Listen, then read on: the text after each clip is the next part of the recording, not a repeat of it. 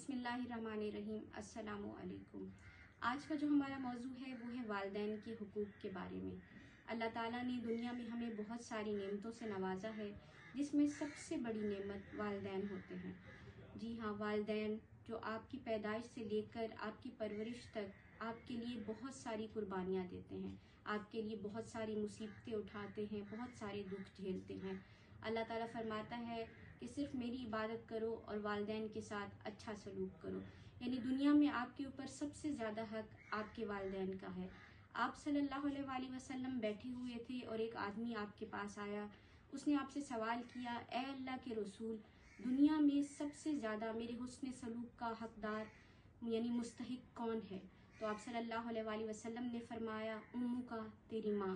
उसने दोबारा यही सवाल किया कि दुनिया में सबसे ज़्यादा मेरे हुस्न सलूक का मुस्तहिक कौन है? आपने कहा, तेरी माँ।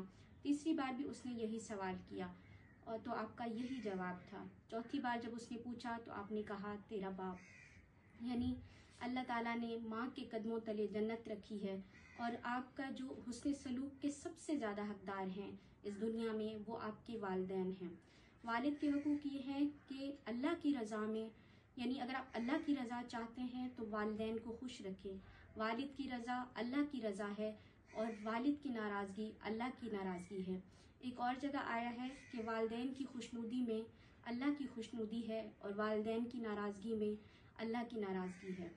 आप सल्लल्लाहु अलैहि वसल्लम ने फरमाया कि यमन में एक अवैस करनी के नाम से एक बंदा है, अगर कोई भी बंदा उससे दुआ करवाएगा तो उसकी दुआएं कबूल होंगी।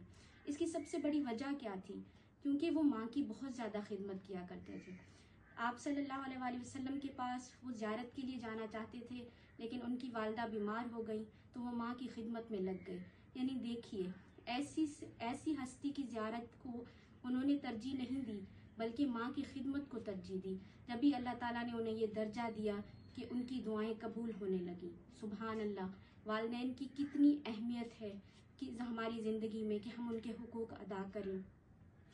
इसी तरह एक और हदीस में आता है, आप सल्लल्लाहु अलैहि वसल्लम ने फरमाया कि एक बंदा जो है वो आपके पास आया।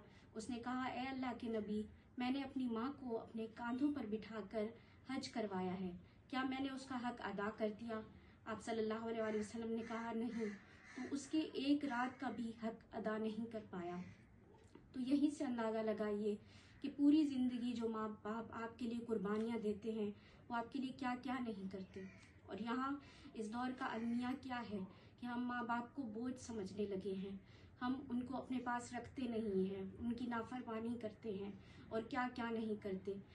तो गौर कीजिए हमारी ज़िंदगियों पर, अपनी ज़िंदगियों पर, कि हम अपने नबी की, अपने अल्लाह की बातों पर पूरा उतर रहे हैं। तो खुदारा प्लीज़, खुदा के लिए अपने वालिदैन की खिदमत कीजिए, उनकी फरमा बरदारी कीजिए। अल्लाह हम सबको हमारे वालिदैन का फरमा बरदार बनाए। आमीन सुम आमीन।